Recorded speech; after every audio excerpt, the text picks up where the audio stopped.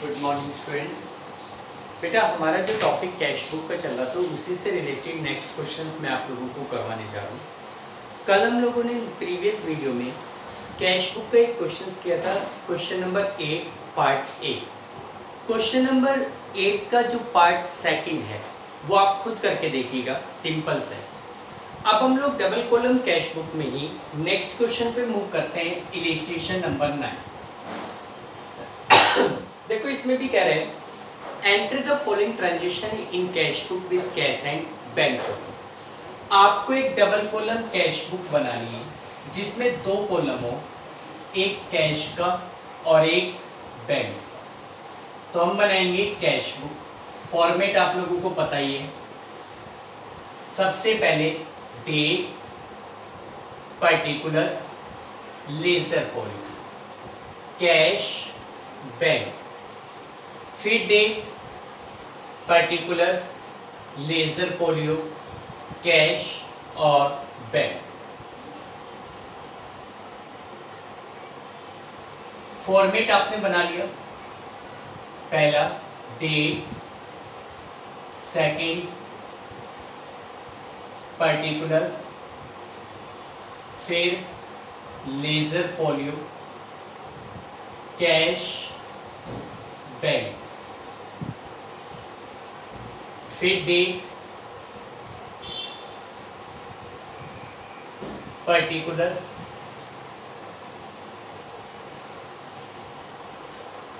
Laser folio, cash and bank. ठीक, format आपके सामने। अब देखो ट्रांजेक्शन हमें दिया हुआ है 2018 1 जून। पहला ट्रांजेक्शन है commence business with cash ₹1 lakh. 1 lakh रुपए लगाकर बिजनेस को स्टार्ट किया, यानी कि बिजनेस का ओनर इनिशियली बिजनेस में 1 लाख रुपए लगा रहा है। तो देखो स्टार्टिंग में 1 लाख रुपए लगाएगा तो हमारी एंट्री क्या बनेगी? Cash account debit to capital. Cash account के डेबिट साइड में जून 1 को 1 जून क्या लिखा जाएगा? To capital account. कैश के डेबिट साइड में कितना अमाउंट? 1 लाख रुपीस। कितना अमाउंट? 1 लाख। इसके बाद 2 जून का ट्रांजेक्शन है open a current account in central bank and deposited 80,000। देखो ये कहते हैं कि सेंट्रल बैंक में, कोई भी बैंक हो, HDFC हो, एक्सिस हो, SBI हो, कोई भी बैंक हो, आपके लिए तो बैंक खोलना मैटर है। ये कह रहे हैं कि सेंट्रल बैंक में एक अकाउंट ओपन किया और उसमें 80,000 डिपॉजिट करवाए। एक तरीके से बैंक में 80,000 रुपीज डिपॉजिट करवाए जा रहे हैं, बैंक और कैश पे इफेक्ट पड़ेगा। एंट्री बनेगी bank account debit to cash. अब इस एंट्री में बैंक और कैश दोनों पे इफेक्ट है। बैंक आपके पास डेबिट हो रहा है तो डेबिट साइड में क्या लिखा जाएगा? To cash account. बैंक के डेबिट साइड में 80,000। इसी प्रकार 2 जून को कैश क्रेडिट है तो क्रेडिट साइड में बाय बैंक अकाउंट। कैश के क्रेडिट साइड में 80,000 एंड कॉन्ट्रैक्ट। ठीक, इसके बाद अगला ट्रांजेक्शन है further capital introduce 50,000 out of which 40,000 deposit into bank. देखो 3 जून को कहता है कि ओनर ने 50,000 रुपए की कैपिटल और लगाई जिसमें से 40,000 बैंक में जमा करा, यानी कि ओनर अपने बिजनेस में 50,000 रुपए लगा रहे हैं, 40,000 बैंक में और बाकी के 10,000 कैश में। एक साथ एंट्री कर दो। कैश और बैंक दोनों पे इफेक्ट पड़ रहा है। कैश आ रहा है डेबिट, बैंक में 40,000 जा रहा है डेबिट, और दूसरी तरफ कैपिटल पे इफेक्ट पड़ रहा है, कैपिटल को बढ़ रही है, क्या करेंगे? Credit. Cash account debit, bank account debit to capital. Cash और बैंक दोनों डेबिट हो रहे हैं। डेबिट साइड में क्या लिखा जाएगा? To capital account. कैश के डेबिट साइड में 10,000 और बैंक के डेबिट साइड में 40,000। ठीक, इसके बाद अगला ट्रांजेक्शन कह रहे हैं 3 जून को ही goods purchase for 60,000 plus CGST and SGST 6% each and issued a cheque for the same. हमने 60,000 की गुड्स खरीदी है जिसपे 6% 3600 का CGST 3600 का SGST, टोटल मिला के 67,200 का चेक हमने इशू किया।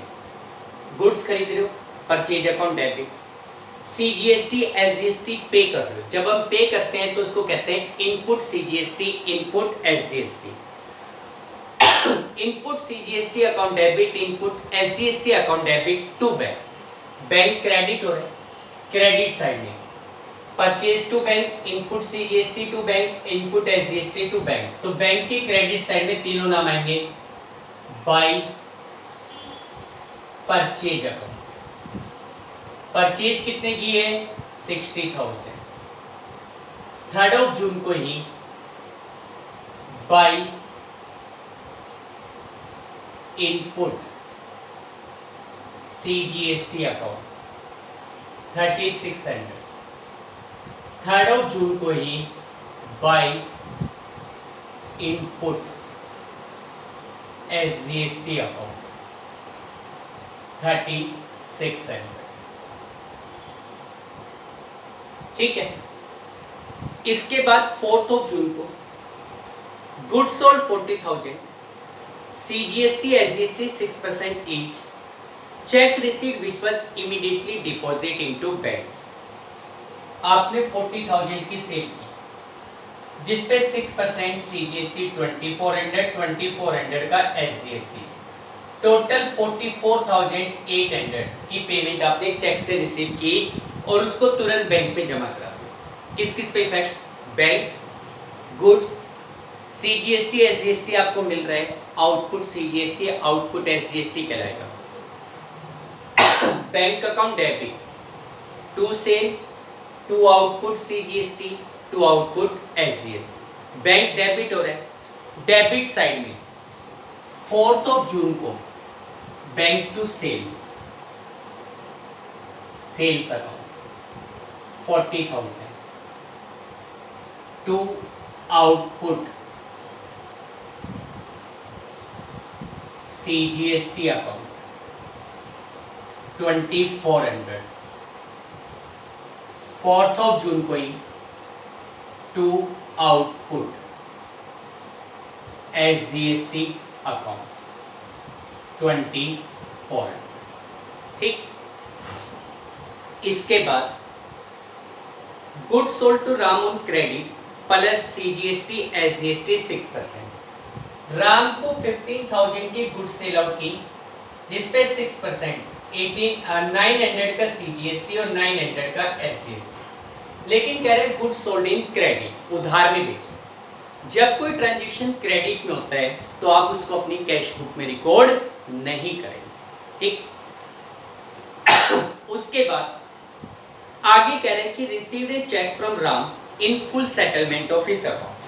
अब आप देखो कि ऊपर हमने राम को 15,000 की गुड सेल आउट की थी जिसपे 900 CGST 900 SGST, यानी कि टोटल 16,800 रुपीज रिसीव करने थे। अब ये कह रहे हैं कि 10 तारीख को आपने राम से चेक लिया 16,500 का, वो भी फुल सेटलमेंट में। मांगते थे 16,800, चेक कितने का मिल रहा है 16,500, बाकी 300 डिस्काउंट कहलाएगा। अच्छा, क्या वो चेक आपने बैंक में जमा कराया या नहीं कराया? तो आगे के ट्रांजेक्शन चेक करो। 12 तारीख को ट्रांजेक्शन कह रहा है कि check received on 10 deposit into bank. इसका मतलब 10 तारीख को वो चेक जमा नहीं कराया।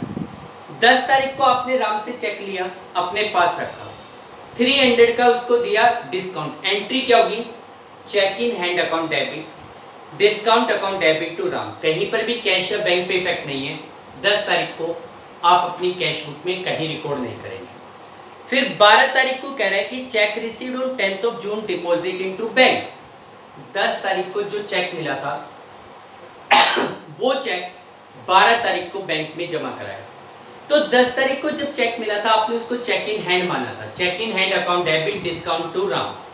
आज वो चेक इन हैंड बैंक में जमा करा रहे हो, bank account debit to cheque in hand 12 तारीख को बैंक के डेबिट साइड में टू चेक इन हैंड। कितने का चेक था? 16,500। ठीक। उसके बाद 15 तारीख को paid rent by cheque plus CGST SGST 6%, 4,000 रुपए का रेंट दिया जिसपे 240 का CGST और 240 का SGST पे किया, वो भी चेक से। रेंट खर्चा डेबिट, CGST SGST दे रहे हो, इनपुट CGST इनपुट SGST को debit to bank, rent account debit, input CGST account debit, input SGST account debit to bank. तो बैंक की क्रेडिट साइड में by rent account 4,000,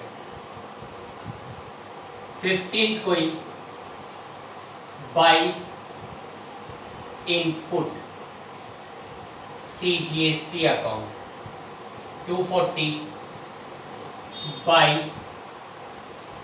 input SGST account 240। ठीक है। इसके बाद 16 तारीख को paid commission by cheque including CGST SGST 6% each 11,200। ये ध्यान से समझो। देखो इस ट्रांजेक्शन में कह रहे हैं paid commission by cheque 11,200 including CGST and SGST 6% each. देखो ये 11,200 रुपए जो पे किए जा रहे हैं है तो ये कमीशन का, लेकिन इसी में 6% CGST भी है, 6% SGST भी है। अब बात आती है कि इसमें CGST और SGST का अमाउंट इंक्लूड है, इस कमीशन में CGST और SGST का अमाउंट इंक्लूड है। तो बात आती है कितना। अब देखो सीधी सी बात है, अगर आपका कमीशन 100 रुपीज का है, मान लो कमीशन कितने का है 100 का, CGST कितना दोगे 6% यानी कि 6 रुपीज, SGST भी कितना दोगे 6 रुपीज। तो उस हिसाब से टोटल पेमेंट आप कितने की करोगे 112 की करोगे। अब अगर मैं कह दूं कि भाई 112 पे किए जा रहे इंक्लूडिंग CGST और SGST 6% ईच, यानी कि CGST और SGST शामिल है, तो सीधी सी बात है अगर आपका टोटल पेमेंट 112 है तो ओरिजिनल कमीशन कितने का हो गया 100 रुपीज का। अगर टोटल पेमेंट 1 रुपए की है तो कमीशन कितना हो गया 100 डिवाइडेड बाई 112। और अगर टोटल पेमेंट 11,200 की हो तो ओरिजिनल कमीशन कितना हो गया 10,000। इसका मतलब ये हुआ कि कमीशन का अमाउंट कितना है 10,000, जिसके ऊपर 6% 600 का CGST है और 600 का ही SGST, दोनों मिलाकर टोटल पेमेंट आप कितने की करोगे 11,200।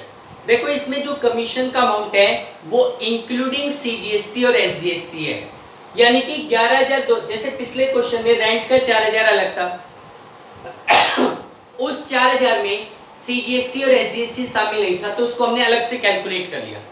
इसमें CGST और SGST ऑलरेडी शामिल है तो वो कितना है वो निकालना पड़ेगा और इस तरीके से निकलेगा। तो अब एक तरीके से आप ये कह सकते हो 10,000 का आपने रेंट कमीशन पे किया, 600 CGST 600 SGST पे करो, तो एंट्री क्या होगी कमीशन खर्चे डेबिट, CGST SGST दे रहे हो, इनपुट CGST इनपुट SGST को करोगे डेबिट, पेमेंट चेक से बैंक को क्या करोगे credit, commission account debit, input CGST account debit, input SGST to bank. तो यहां पे लिखोगे बाय कमीशन। कमीशन के कितने पे कर रहे हो 10,000, 16th को ही बाय इनपुट CGST अकाउंट 600। 16 कोई by input SGST account 600। Clear बेटा? इसके बाद अगला ट्रांजेक्शन है, देखो नेक्स्ट ट्रांजेक्शन में कह रहे हैं draw cheque for personal use 2000। भाई 2000 रुपए का चेक ड्रॉ किया गया पर्सनल यूज के लिए, यानी कि एक तरीके से पर्सनल यूज के लिए 2000 रुपीज विड्रॉ किए जा रहे हैं बाई चेक। पर्सनल यूज के लिए विड्रॉ किया गया कोई भी अमाउंट क्या कहलाता है? ड्रॉइंग कराते हैं, जिसको हम करते हैं डेबिट। चेक से पैसा निकाल रहे हो, बैंक के थ्रू पैसा निकाल रहे हैं, bank is a giver, bank को क्या करोगे? क्रेडिट।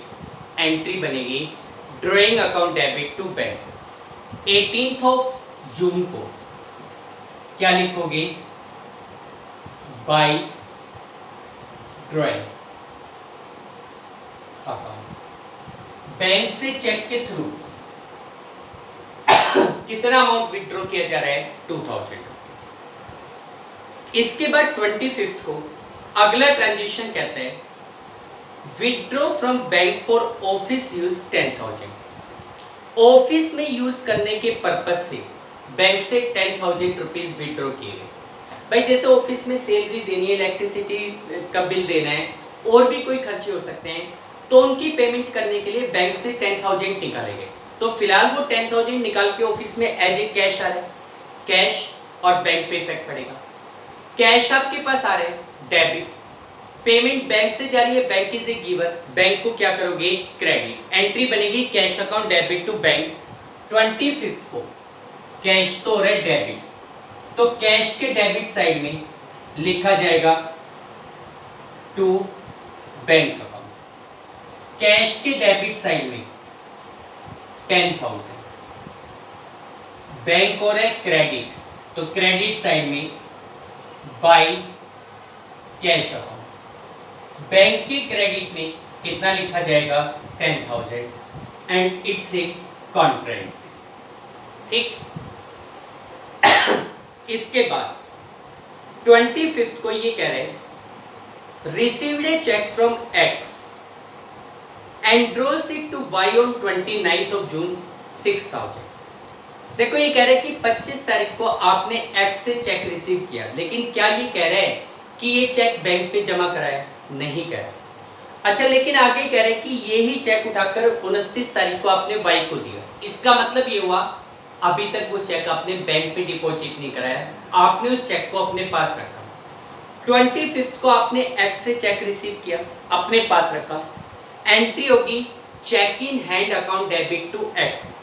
25 को कैश या बैंक पे कोई इफेक्ट नहीं है, तो आप उसको कैश बुक में रिकॉर्ड नहीं करेंगे। फिर 29 जून को आपने सेम चेक उठाकर वाई को दे दिया। वाई को वो चेक दे रहे हो, वाई एक रिसीवर हो जाएगा डेबिट। चेक इन हैंड, जिसको आपने चेक इन हैंड माना था, वो आपके पास से जा रहा है, उसको करोगे क्रेडिट। एंट्री बनेगी Y account debit to cheque in hand. ठीक है, इसमें भी कैश या बैंक पे कोई इफेक्ट नहीं है, कैश बुक में कहीं रिकॉर्ड नहीं करोगे। ठीक। फिर 30 जून को लास्ट एंट्री बोल रहे हैं पेड सैलरी 8,000। सीधी सी बात है, चेक का जिक्र नहीं है तो कैश में पे की गई। कैश में 8,000 रुपीज सैलरी के पे की गई। सैलरी आपके लिए एक्सपेंस है, डेबिट। कैश आपके पास से जा रहा है, credit. Salary account debit to cash. Cash credit हो गया। 30 जून को क्या लिखोगे? By salary account. कितने की सैलरी पे की गई? 8,000। ठीक है बेटा, सारे ट्रांजेक्शन आपके रिकॉर्ड हो गए। अब आपका लास्ट काम क्या होगा? बैलेंस निकालना। अब लास्ट में दोनों साइड का टोटल करोगे। जैसे कैश का टोटल किया 120, इधर टोटल आ रहा है 88। 120 में से 88 चला गया, कितना बैलेंस बचेगा? 32,000। यहाँ पे 30 जून को लास्ट डेट को by balance carry down. Cash का बैलेंस 32। इसी प्रकार बैंक कॉलम की डेबिट साइड का टोटल करोगे, क्रेडिट साइड का टोटल करोगे। अगर ये साइड ज्यादा है तो डिफरेंस यहाँ निकाल देना। अगर ये साइड ज्यादा हो तो to balance brought carry down लिखकर बैलेंस इधर निकाल लेना, लास्ट में टोटल कर लेना। This is your double column cash book having cash and bank column. ठीक है बेटा। अब देखो बेटा लगभग सारे क्वेश्चन इसी प्रकार के। नेक्स्ट क्वेश्चन मैं आपको करवाऊंगा नहीं, आप लोगों के सामने एंट्री पढ़ रहे हैं, आप लोग खुद जान जाएंगे कि ट्रांजिशन का रिकॉर्ड करना है। कोई नया ट्रांजिशन होगा तो उस ट्रांजिशन की एंट्री में बता दूंगा। देखो जैसे टेंथ क्वेश्चन में भी केवल सिंपली ये कहा गया है, record the following transition in A cash book with cash and bank column. एक कैश बुक में रिकॉर्ड करना है जिसमें कैश और बैंक कॉलम हो। सबसे पहले 1 जून को cash in hand cash at bank, cash और बैंक का बैलेंस दिया हुआ है। तो सबसे पहले ऊपर लिख दोगे to balance brought down, cash का बैलेंस कैश कॉलम में। अच्छा केवल कैश एट बैंक दिया गया, ये नहीं बता रखा कि बैंक का कौन सा बैलेंस है। आपको बताया हुआ है मैंने कि कैश का तो हमेशा डेबिट बैलेंस होता है, लेकिन बैंक का कोई भी बैलेंस हो सकता है। इस क्वेश्चन में मेंशन नहीं है तो हमेशा पॉजिटिव बैलेंस मानना है, डेबिट बैलेंस दिखेंगे। अगर ये बैंक ओवरड्राफ्ट होता तो क्रेडिट साइड में रिकॉर्ड करते। उसके बाद अगला ट्रांजेक्शन कहते हैं received a cheque for rent and paid it into bank. भाई हमने रेंट चेक से रिसीव किया और उस रेंट चेक को इमीडिएटली बैंक में डिपॉजिट करा दिया। बैंक और रेंट पे इफेक्ट पड़ेगा। बैंक एक रिसीवर है डेबिट, रेंट आपके लिए इनकम है credit, bank to rent, bank के डेबिट साइड में टू रेंट करके लिख देंगे। अगला ट्रांजेक्शन कह रहे हैं कि bought goods for 50,000, trade discount 20%, payment made by cheque, CGST 6%, SGST 6%।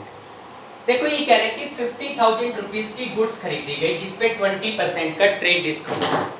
तो आपको पता है कि जैसे हम 50 की गुड्स खरीद रहे हैं जिसपे 20% यानी कि 10,000 का ट्रेड डिस्काउंट है, वो माइनस करके 40 की गुड्स हमने खरीदी। 40,000 की गुड्स आप खरीदोगे जिसपे 6%, 2400 का CGST, 2400 का SGST आप पे कर रहे हो। गुड्स खरीद रहे हो, purchase account debit, CGST SGST दे रहे हो, input CGST account debit, input SGST account debit to bank, bank credit हो रहा है, क्रेडिट साइड में by purchase, by input CGST, by input SGST। इसके बाद अगला पॉइंट है paid trade expense. Trade expense का मतलब होता है व्यापारिक खर्चे। भाई बिजनेस से रिलेटेड जो हमारे एक्सपेंसेस होते हैं उनको हम ट्रेड एक्सपेंस कहते हैं। ट्रेड एक्सपेंस खर्चा है डेबिट, कैश जा रहा है क्रेडिट, एंट्री बनेगी trade expense account debit to cash. Paid insurance charge, simple है, इंश्योरेंस चार्ज आपके लिए एक्सपेंस है डेबिट, कैश आपके पास जा रहा है credit, insurance expense account debit to cash. अगले ट्रांजेक्शन में कह रहे हैं goods sold for 80,000, trade discount 10%। तो वही बात है 80,000 की गुड्स सेल कर रहे हो जिसपे 10%, 8,000 का ट्रेड डिस्काउंट है, वो माइनस करके 72 की गुड्स सेल की। CGST 6%, SGST 6%, 4,320 का CGST, 4,320 का ये SGST। Payment received a cheque for the sale, और इसके लिए चेक रिसीव किया। अच्छा वो चेक जमा हुआ या नहीं, तो देखो इसमें तो नहीं बता रखा। अच्छा आगे के ट्रांजेक्शन में भी उस चेक का कोई जिक्र नहीं है, तो आप ये मानोगे कि वो चेक आपने तुरंत बैंक में जमा करा दिया। टोटल 80,640 का चेक आपको मिलेगा। बैंक अकाउंट डेबिट, गुड्स बेच रहे हो to sale, to output CGST, to output SGST। तो बैंक के डेबिट साइड में to sale, to output CGST, to output SGST। इसके बाद अगला point receive cheque from John and company. John and company से 6,000 का चेक रिसीव किया गया। अब आप देखो इसमें भी कहीं नहीं बता रखा कि आपने उस चेक का क्या किया। तो देखो जब तक क्लियर नहीं बताया तब तक तो ये मानना नहीं है कि आपने वो चेक जमा करा दिया। अब आगे की ट्रांजेक्शन देखो, आगे एक ही ट्रांजेक्शन है जिसमें उस चेक का कोई जिक्र नहीं है। तो फिर आप मानोगे कि आपने जॉन एंड कंपनी से जो चेक लिया था वो चेक आपने तुरंत बैंक में जमा करा दिया। आगे के ट्रांजेक्शन में चेक का कोई जिक्र नहीं है, तो आप मानोगे कि वो चेक आपने तुरंत बैंक में जमा कराया। एंट्री बनेगी bank account debit to John and company, bank के डेबिट साइड में टू जॉन एंड कंपनी। फिर 30 को लास्ट ट्रांजेक्शन करें, purchase 100 national plan certificate of ₹100 each at the rate of 95 each and paid for them by check। देखो क्या कह रहे हैं, ये कह रहे हैं कि आपने 100 नेशनल प्लान सर्टिफिकेट खरीदे। 100 नेशनल प्लान सर्टिफिकेट, भाई जैसे आज की डेट में आप लोगों ने सबने म्यूचुअल फंड का नाम सुना होगा, शेयर का नाम सुना होगा, तो उसी प्रकार गवर्नमेंट भी कुछ डॉक्यूमेंट इशू करती है जिनको हम गवर्नमेंट स्कीम के अंतर्गत इशू किए गए डॉक्यूमेंट्स कहते हैं। तो ये कह रहे हैं कि नेशनल प्लान सर्टिफिकेट हमने 100 खरीदे, ये एक प्रकार का इन्वेस्टमेंट होता है। एक सर्टिफिकेट 100 रुपीज का है, लेकिन आपने खरीदे 95, तो आपको इसी भी चीज को उस प्राइस पे दिखाओगे जिस प्राइस पे आपने वो खरीदा है। 100 सर्टिफिकेट 95 के हिसाब से, टोटल 9500 रुपीज के सर्टिफिकेट आपने खरीदे। 9500 रुपीज के जो सर्टिफिकेट आपने खरीदे वो आपके लिए एक प्रकार का इन्वेस्टमेंट कराया। आपने अपने 9500 रुपीज इन्वेस्ट किए, एक तरीके से पैसा जा रहा है चेक से, बैंक को तो क्या करोगे, क्रेडिट, आपके लिए एक एसेट्स बन गई, क्योंकि आप इन सर्टिफिकेट को फ्यूचर में कभी भी बेचकर पैसा रिलीज कर सकते हो। आज की डेट में ये आपके लिए एक एसेट्स कहलाएगी, किस नाम से, इन्वेस्टमेंट के नाम से। 9500 की एसेट्स आपके पास आ रही है, इन्वेस्टमेंट आपके पास आ रहे हैं। इन्वेस्टमेंट को तो करोगे डेबिट, बैंक से पैसा जा रहा है, bank is a giver, bank को करोगे क्रेडिट। एंट्री बनेगी investment account debit to bank. ठीक है बेटा, इस तरीके से आप सभी ट्रांजेक्शन को कैश बुक में रिकॉर्ड करेंगे। उसके बाद वही प्रोसेस कैश बुक की दोनों साइड का टोटल करोगे, डिफरेंस फाइंड आउट करोगे। डेबिट साइड जाता है तो इधर बैलेंस निकाल दोगे, क्रेडिट साइड जाता है तो इधर बैलेंस निकाल दो। ठीक है, तो देखो बेटा, आज मैंने आपको ये 2-3 क्वेश्चंस करवाए हैं, आप इन्हीं से रिलेटेड एक्सरसाइज के भी 10 क्वेश्चंस तक करके देखिए। अगर कोई डाउट है, कोई पॉइंट समझ में नहीं आता, तो उसके लिए कॉल या मैसेज कीजिए। ठीक है बेटा, आज के लिए इतना काफ़ी है। Okay, thank you, have a nice day.